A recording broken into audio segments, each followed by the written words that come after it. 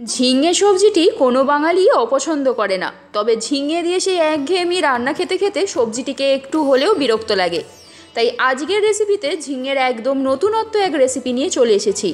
পুর ভরা ঝিঙে একদম অভিনব একটি রান্না। এই রান্নাটির জন্য কটা কচি ঝিঙে নিয়ে এইভাবে খোলা ছাড়িয়ে নেব। এবার একটা চামচের সাহায্যে ভিতরের শাঁসটি বের করে নেব। ঠিক এইভাবে একটু সাবধানে করবেন, কারণ কচি ঝিঙে তাই ভেঙে যেতে পারে।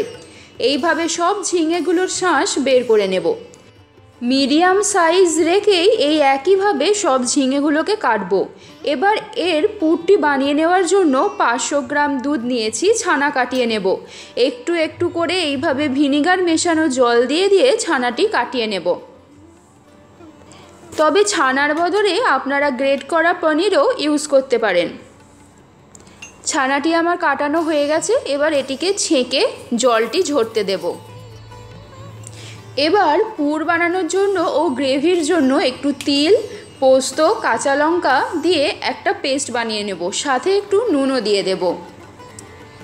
প্রথমে শুকনো গ্রাইন্ড করব, তারপরে এটা জল দিয়ে গ্রাইন্ড করে নেব। এবার পুরটি তৈরি করার জন্য প্যানেতে সর্ষের তেল গরম করে তাতে কাঁচা লঙ্কা কুচি, একটু জিরে ফোড়ন দিয়ে একটা বড় সাইজের পেঁয়াজ ডুমো করে কেটে নিয়ে দিয়ে দেব। কিছুক্ষণ পেঁয়াজটি একটু হালকা বাদামি করে ভেজে নেব।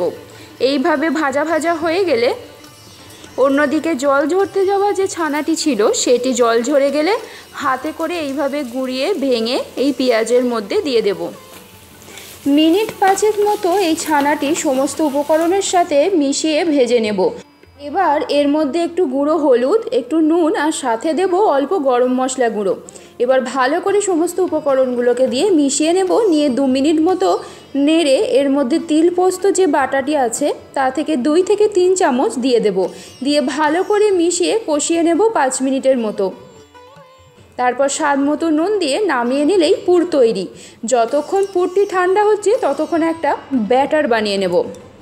3 টেবিল স্পুন বেসন, একটু গুঁড়ো হলুদ, লঙ্কা গুঁড়ো, নুন দিয়ে একটা পাতলা ব্যাটার বানিয়ে রাখবো। একটু একটু করে জল মেশাবো, না হলে দলা পাকিয়ে যাবে। আমার ব্যাটারটি তৈরি হয়ে গেছে, ওদিকে পুরটিও ঠান্ডা হয়ে গেছে।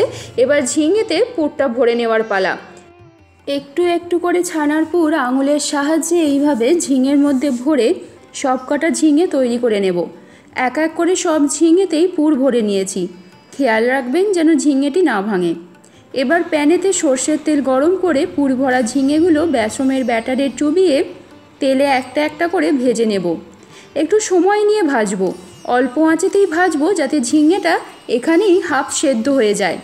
এপিট ওপিট করে লাল লাল করে ভেজে নেব।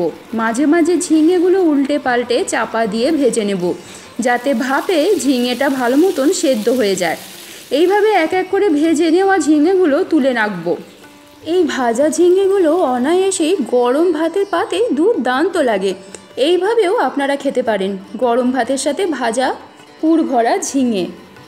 এবার গ্রেভিটা বানিয়ে নেওয়ার জন্য সেই একই প্যানেতে যে তেলটা বেঁচে গেছে ঝিঙেটা ভেজে নেওয়ার পর তাতেই পেঁয়াজ কুচো দিয়ে দেবো কিছুটা। ভালো করে লাল লাল করে ভেজে নিয়ে তাতে দিয়ে দেবো কিছুটা কালো জিরে। কালো জিরে আর পেঁয়াজের একটা সুন্দর গন্ধ বেরোলে তার মধ্যে 2 চামচ টক দই এবং আগে থেকে বেটে রাখা সেই তিল পোস্তর বাটা আর কিছুটা হলুদ গুঁড়ো, লঙ্কা গুঁড়ো দিয়ে মিশিয়ে একটা পেস্ট বানিয়ে দিয়ে দেব। এই পেস্টের মশলাটা দিয়ে ভালো করে 5-7 মিনিট মতো ভালো করে কষিয়ে নিয়ে তাতে কিছুটা গরম জল দেব। ভালো করে ফুটে এলে তাতে গরম মশলা ছড়িয়ে নুন দিয়ে একটু ফুটিয়ে ভেজে রাখা ঝিঙেগুলো দিয়ে হালকা হাতে মিশিয়ে নেব। এইভাবে ঢাকা দিয়ে দিয়ে মিনিট 7 মতো ফুটিয়ে নিয়ে নামিয়ে নিতে হবে। ভিন্ন স্বাদের ঝিঙে রেসিপিটি আপনার পরিবারের মানুষের মন জয় করবেই। একঘেয়েমি ঝিঙে পোস্তর বদলে এই নতুন রেসিপিটি করে দেখতে পারেন। গরম ভাতের সাথে বাঙালির দুপুরটি একদম জমে যাবে। রেসিপিটি কিন্তু একদম নতুন। তাড়াতাড়ি মা বোনেদের রান্নাঘরে রেসিপিটি চালান করে দিন, তারা খুব খুশি হবে।